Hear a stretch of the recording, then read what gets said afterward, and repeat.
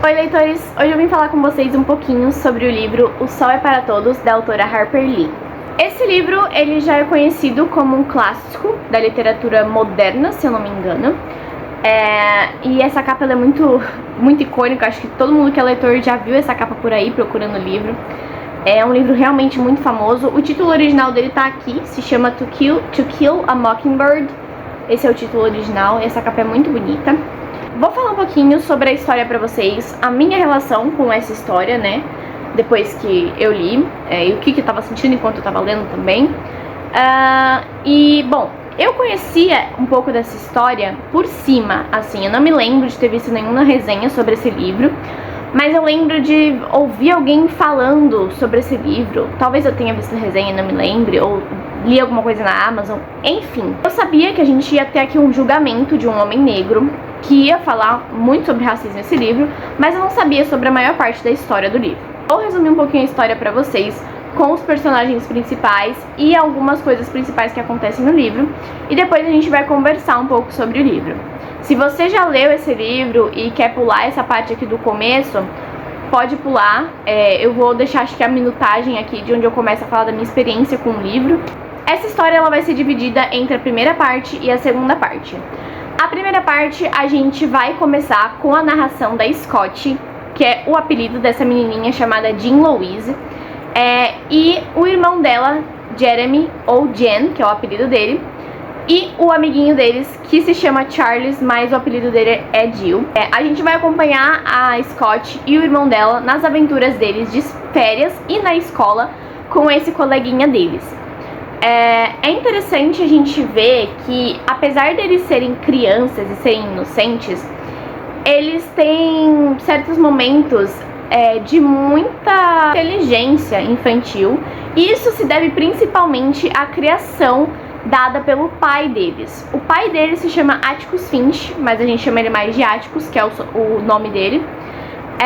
O Atticus, ele é filho de ex-fazendeiros, né, que tinham escravos, e ele se casou com uma moça e se mudou para uma casa um pouco longe dessa fazenda que eles tinham, que a família dele tinha. Eles levaram junto com eles uma empregada chamada Calpurnia, que eles apelidam de Cal aqui, e a Cal, ela vai ter esse passado de ter sido parte desses escravos e depois se tornar essa empregada doméstica para essa família.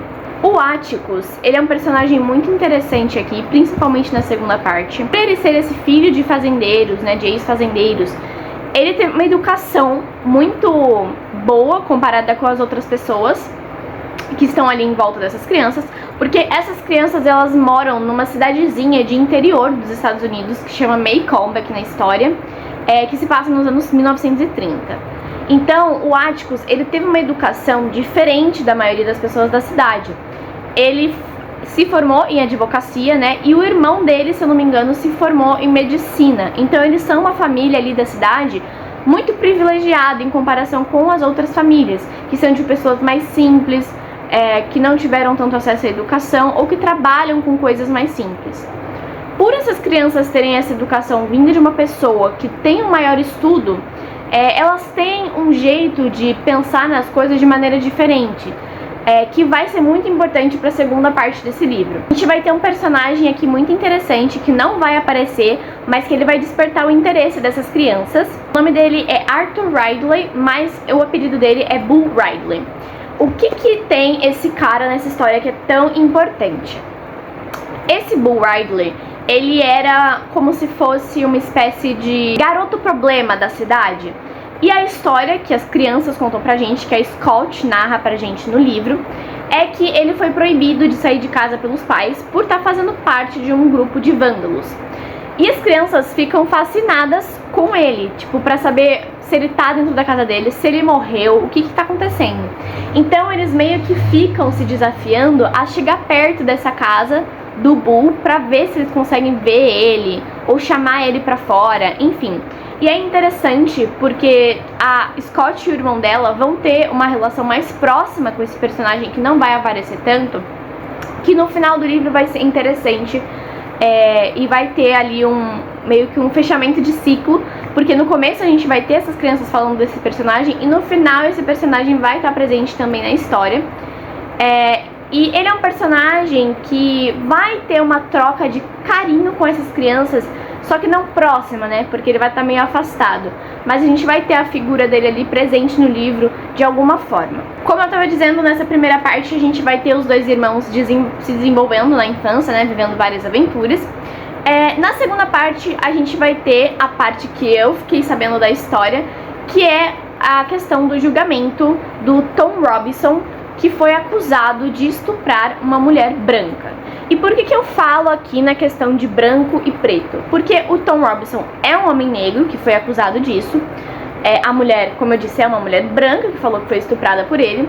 E a gente está falando dos anos 30 nos Estados Unidos, onde o racismo era literalmente uma coisa normal dentro da sociedade americana e em vários outros países, como no Brasil.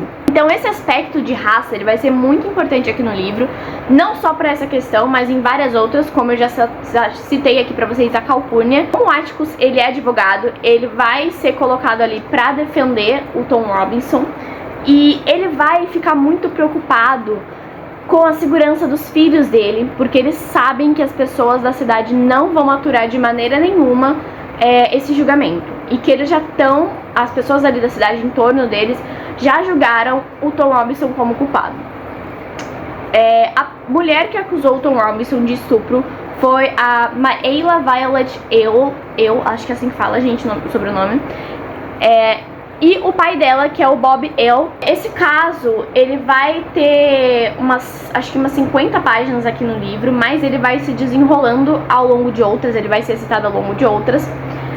Mas ele é uma parte só da história. Obviamente uma parte muito importante. As crianças, elas vão estar presentes nesse julgamento e a gente vai acompanhar o que elas vão achar do julgamento. Afinal, elas conhecem um pouco ali do direito. O pai delas conversa muito com elas sobre as coisas que ele fazia como advogado. Então elas têm uma visão diferente ali do julgamento de que as pessoas dessa cidade que são mais simples vão ter sobre o julgamento. Eu gostei muito dessa leitura. No começo do livro eu achei ele um pouco parado, acho que nas 100 primeiras páginas ou nas 80 primeiras páginas eu tava achando ele um pouco parado, achei que eu não ia gostar.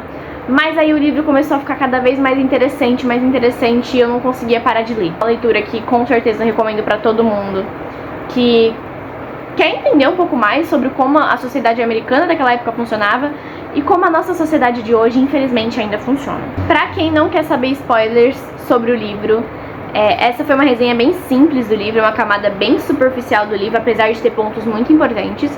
Mas eu vou adentrar em alguns pontos mais interessantes do livro aqui, que eu acho que pra quem já leu o livro vai ser mais interessante de acompanhar. Então, se você assistiu até aqui o vídeo e não quer mais spoilers sobre o livro e quer ver esse vídeo depois, quando você tiver lido o livro, pra gente ter uma discussão aqui nos comentários, pode parar por aqui. Esse foi o vídeo pra você. Eu tenho alguns pontos principais aqui pra discutir com vocês sobre o livro. Então vamos lá. A personagem da Scott, ela é uma criança muito explosiva, sabe? Ela é aquela criança que ela deixa as emoções dela aflorarem e o irmão dela já não é tão assim. Só que ao longo da história, a gente vai vendo a Scott evoluindo, principalmente com relação às questões raciais que estão ali presentes dentro da sociedade, dessa cidadezinha americana. E uma cena muito interessante que a gente vai ter aqui presente no livro, quando a Scott e o irmão dela, eles vão para uma missa ali, numa igreja só de negros. Pra quem não sabe, existia essa separação de igreja de negros e igreja de brancos lá nos Estados Unidos, com a segregação racial que acontecia lá muito forte. E eles vão com a empregada deles pra essa igreja, enfim, vão todos arrumadinhos, bem bonitinhos. Tanto que a Scott até reclama que ela tá vestindo o vestido e ela não gosta disso. Eles vão pra lá, né? E eles percebem que no meio desse culto, as pessoas não têm papeizinhos para acompanhar os cânticos que vão passando no culto.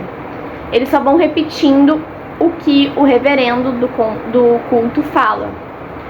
E aí a Scott pergunta para Calpurnia, depois desse culto, por que eles não têm esse papelzinho, né? E a Calpurnia fala para ela que não adiantaria eles terem esses papeizinhos, porque a maioria das pessoas dentro ali da igreja não sabem ler, né? E ela fala que eles não tiveram a oportunidade de aprender a ler. E que a Calpurnia aprendeu na época que ela estava na plantation, né? Na plantação lá da família dos Finch. E uma coisa que a Scott repara também é que a Calpurnia fala de um jeito diferente quando ela tá entre outras pessoas negras, né? E a Scott até questiona ela, tipo, por que ela fala de um jeito diferente quando ela tá perto dessas pessoas negras e fala de outra maneira quando ela tá perto de pessoas brancas. E a Calpurnia dá uma resposta que eu acho bem interessante aqui, que ela fala que não é porque ela sabe falar de um jeito diferente, no caso, que a Scott fala que é o jeito certo de falar, na frente de outras pessoas, porque eles podem achar que ela tá tentando se sentir superior a eles.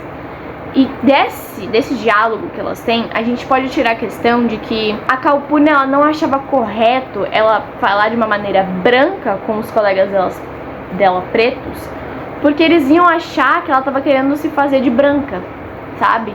Como se ela falar de um jeito diferente fosse diminuir ela como uma mulher negra. Esse diálogo entre a Scott e a Calpurnia é muito interessante, porque é a primeira vez que a gente vai ter a Scott percebendo que a Calpurnia é uma pessoa super interessante, sabe? Sendo uma mulher negra e empregada deles, ela é uma pessoa super interessante, sabe? A Scott acha isso muito interessante e ela pergunta pra Calpurnia se ela pode ir na casa dela, sabe? Então você tem ali o primeiro olhar assim da Scott com relação ao racismo ali. Uma outra questão que eu acho interessante levantar sobre o livro aqui é que a personagem da Scott, ela não, por ser criada pelo pai e ter um convívio muito forte com o irmão, né? E ela tem uma personalidade forte mesmo, a personagem é uma personagem marcante dentro do livro, ela vai ter um problema com essa questão de feminilidade. Ela não vai se sentir muito confortável com essa ideia de ter que usar vestido, de ter que ficar se arrumando, de ter que cuidar da casa. Ela é uma criança, sabe? Então ela não vai ter esse aspecto de eu tenho que me comportar como uma menininha. E isso incomoda muito ela. A gente vai ter uma figura aqui presente, que é uma tia dela, né, irmã do Atticus, que vai aparecer na história mais lá pro final do livro, meio do livro. E ela vai começar a questionar a Scott sobre isso. E a gente vai ver essa questão do machismo aparecendo na história também. Tanto o irmão da Scott quanto o amiguinho deles, o Jill, ele vai falar em vários momentos da história que a Scott está se comportando como uma menininha quando ela não gosta das coisas, né, ou quando ela fica com medo das coisas. Então a gente vai ter muito esse aspecto social da feminilidade, dos papéis de gênero presente aqui nessa história também. Agora a gente vai falar sobre o caso que aparece aqui no livro, desse suposto estupro que acontece com essa mulher.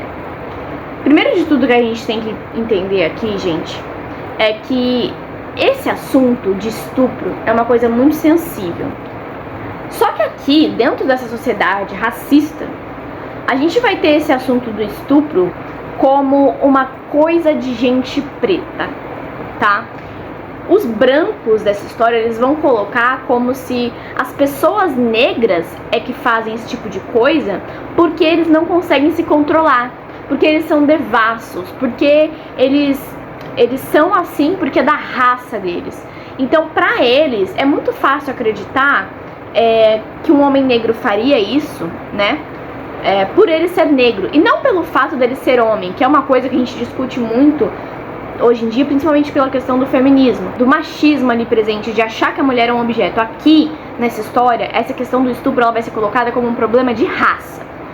O que aconteceu foi culpa da raça do cara, sabe? Não do fato dele ser homem. E eu não estou falando aqui que ele realmente cometeu esse estupro, tá? Porque quando a gente tá lá no livro, gente, fica claro, desculpa, fica claro que isso aqui é uma falsa acusação de estupro.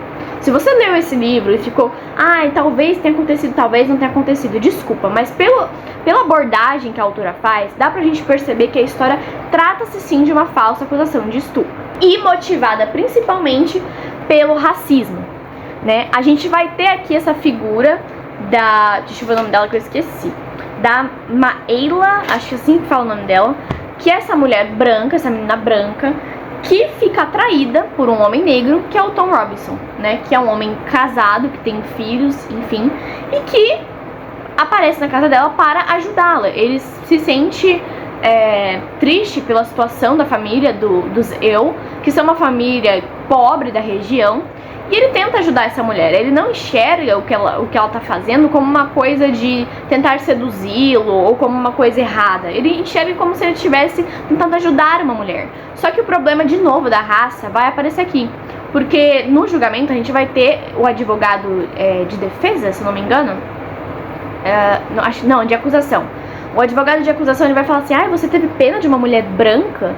Porque essa questão de uma pessoa negra ter pena de uma pessoa branca nunca poderia acontecer na cabeça dessas pessoas, dessa cidadezinha.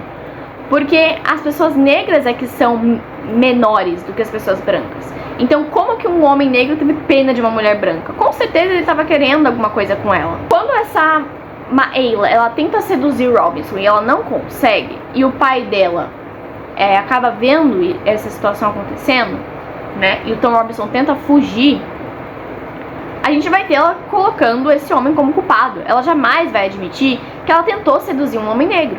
Ela jamais vai admitir isso, sabe? Só que, de novo, gente, essa questão, ela não é uma questão fácil de ser resolvida, sabe? Por mais que, de novo, o personagem do Tom Robinson seja inocente, e a gente consegue perceber isso pelo texto, não é uma questão fácil, porque vai lidar com um assunto muito pesado, que é estupro, sabe? E ao mesmo tempo que é um assunto pesado, que é o estupro, a gente vai ter a questão de raça adentrando esse assunto e deixando ele extremamente complicado. A gente tem o Tom Robinson sendo julgado como culpado, apesar de todas as provas que o Atticus apresentou a favor dele, né? E de todo o discurso que ele fez no julgamento a favor do Tom Robinson. Todas as pessoas que estão ali no júri vão julgar o Tom Robinson como culpado, sabe? E, cara, é muito triste essa parte, porque o personagem do Tom Robinson, infelizmente, não vai ter um final feliz. Eles não vão conseguir fazer uma apelação pra tirar esse personagem da cadeia. E ele, infelizmente, vai vir a falecer na cadeia, pelo que eles dizem, mas eu fico meio desconfiada com essa parte da história, de que o Tom Robinson tentou fugir da cadeia e aí os policiais atiraram nele. Não sei dizer se o personagem do Tom Robinson realmente tentou fugir da cadeia porque ele estava desesperado, não sei se lá dentro fizeram alguma coisa com ele. Eu não acho que nessa parte a autora deixa muito claro o que aconteceu com o personagem dentro da cadeia. Sim, gente, eu não acho que uma pessoa que lê O Sol é para Todos, de verdade, consegue ler esse livro e falar que esse livro aqui não é um livro antirracista, tá? Já começou de conversa. Vamos lá. Sabe, não dá pra você ler O Sol é para Todos e falar que esse livro é um livro apolítico. Você tá de brincadeira com a minha cara, né? Se você falar isso, desculpa. Esse livro, ele vai falar sobre justiça social, ele vai falar sobre racismo, ele vai falar sobre machismo, vai falar sobre assuntos pesados dentro da sociedade com relação também a estupro, abuso sexual, enfim. Não dá pra gente dizer que esse livro não é um livro antirracista, tá? E falando nessa questão de antirracismo, o Atticus, ele vai ser um personagem aqui presente, que ele é um homem, né, branco, que ele vai ser um personagem antirracista dentro dessa história. Ao mesmo tempo que ele é um personagem antirracista, ele tem muito medo de enfrentar as pessoas dessa cidade, porque ele sabe o que pode acontecer com ele. E dentro da história a gente vai ter uma cena ali que é bem preocupante, que ele poderia ter sido assassinado por estar defendendo um homem negro. Então, a gente pode dizer que ele é um personagem antirracista, só que ele não luta pelo antirracismo. Ele é antirracista dentro de um mundinho racista dessa história. Quando a gente olha para esse personagem, a gente pode até dizer que ele é um personagem incoerente, né? Porque ele tenta lutar contra esse sistema dentro dessa sociedade, ele tenta ensinar os filhos dele a verem as provas, a verem as pessoas negras como pessoas, não só como coisas. Só que ele não vai batalhar por isso dentro da sociedade, porque ele tem medo pela própria vida dele e pela vida dos filhos, né? Com os quais ele fica muito preocupado durante o período antes do julgamento e o depois do julgamento. Vamos lá para as sensações que eu senti lendo esse livro. Primeira coisa que eu queria falar para vocês é que você sente falta da sua infância. De verdade. Você sente falta da sua inocência quando você tá lendo a Scott narrando as coisas que acontecem na vida dela, sabe? E uma figura que eu acho que aparece aqui, que é muito interessante, que tem a ver com essa questão da inocência e da justiça, é a figura que eu falei do Boo Radley. Ele vai aparecer no final dessa história, né? Ele vai salvar as crianças de um possível assassinato que aconteceria causado pelo Bob Ele, e o Boo Radley salva as crianças, né? E ele é uma figura de bondade nesse livro, porque você vê tantas coisas erradas acontecendo que o Boo Radley se destaca como uma figura positiva dentro dessa história, né? Até mais do que o Atticus, porque a inocência dele pra tratar com essas crianças e proteger essas crianças é muito interessante aqui no livro. Eu senti falta da minha inocência de criança pelo jeito que eles lidam, sabe? E principalmente pela parte em que o Jen, né, o irmão da Scott, ele vai estar lá depois do julgamento. E ele vai, na verdade, durante o julgamento, ele vai chorar, porque ele não tá entendendo por que as pessoas no julgamento não conseguem enxergar que o Tom Robinson é inocente. Na cabeça dele de criança, que não é uma criança racista, ele não consegue entender por que as pessoas não veem a inocência desse homem, sabe? Então eu senti falta da minha infância nesse quesito de buscar justiça pelo aquilo que é certo, sem ter o preconceito da sociedade instalado em você ainda, sabe? E uma outra coisa, obviamente, que vai se destacar aqui é a raiva que a gente vai sentir pelo julgamento do Tom Robinson ter sido um julgamento falho, né? Que foi totalmente manipulado pelas questões raciais presentes dentro da história. Então você vai sentir que você não tem capacidade de fazer nada por aquele personagem. E isso é uma sensação muito ruim, sabe? Então eu não acho que isso é um livro que todo mundo vai conseguir ler, vai conseguir se conectar, principalmente. Eu acho que pessoas que têm um pouco mais de sensibilidade, um pouco mais de empatia com outras pessoas, vão conseguir se conectar com esse livro. Apesar de eu ter falado tudo isso aqui de antirracismo, de questões de machismo, isso não é trabalhado na história de um jeito que fique explícito. Tipo, ai, o machismo é ruim, ai, o racismo é ruim. A autora, ela vai inserir a gente nessa história aos poucos, tá? Ela vai primeiro apresentar os personagens pra gente e depois ela vai colocar essas questões da sociedade. Até porque, gente, o racismo na sociedade, o machismo na sociedade, tudo que tem de preconceito dentro da sociedade, normalmente não são coisas que são vistas como anormais na sociedade e muito explícitas. Normalmente elas são por debaixo dos panos até o momento que culmina em que elas apareçam. Então a autora, ela soube fazer muito bem isso no livro, sabe? Não é um livro que vai falar assim, vai chegar um personagem pra você e falar assim, ai, o tal pessoa foi racista comigo e isso é uma coisa ruim e, meu Deus, como o racismo é ruim. Ele é um livro extremamente bem construído, tá? Não é um livro que vai falar sobre racismo, que é um livro muito simples. Não, ele é um livro muito bem construído, sabe? Tanto que a gente vai demorar pra ter essa questão do racismo realmente aparecendo aqui. Porque, de novo, são crianças, sabe? São crianças que estão conhecendo o mundo, elas estão descobrindo como o mundo funciona. Elas não vão estar na primeira página falando assim, nossa, a gente viu um homem negro ser acusado de estupro, sendo que ele não era culpado. Que coisa, sabe? Não é assim. O livro, ele vai ter uma boa construção de personagem, de enredo. Ele não vai ser um livro fácil de ser digerido, mas ao mesmo tempo ele não é aquele livro que você lê e você consegue falar assim, ah, esse livro é um livro totalmente apolítico. Não, tá? Quem fala isso pra você está mentindo. A pessoa, ou deliberadamente ela é burra, ou eu não sei o que pensar sobre essa pessoa se ela fala que esse livro aqui é um livro apolítico, que ele é um livro que não fala sobre racismo, sabe? Desculpa, eu não vou respeitar a sua opinião. Por você ler esse livro aqui e você falar que ele não fala sobre essas questões, você tá sendo extremamente mau caráter, tá? Pra começo de conversa. Você fazer uma resenha sobre esse livro e não falar sobre essas questões, você está sendo mau caráter, porque o livro vai se tratar sobre isso. Espero que esse vídeo aqui tenha ficado bom, que eu tenha conseguido passar o que eu achei desse livro.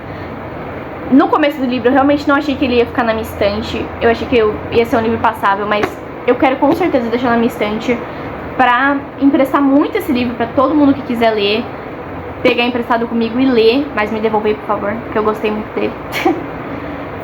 E, cara, é um livro, gente, de formação, sabe? De caráter mesmo das pessoas. Eu recomendo esse livro pra todo mundo. E leiam Só é para Todos. Vocês não vão desperdiçar dinheiro. É um livro muito bom, mas tenham um pouco de paciência com o começo, porque é um começo meio lento, tá? Vamos falar assim. Fiz algumas anotações sobre esse livro no meu caderninho. E é isso, eu espero que eu talvez volte a falar desse livro aqui com vocês nos comentários. Por favor, deixem o que vocês acharam do livro, coisas importantes do livro que talvez eu tenha esquecido de falar aqui no vídeo. Um beijo pra vocês e uma boa leitura.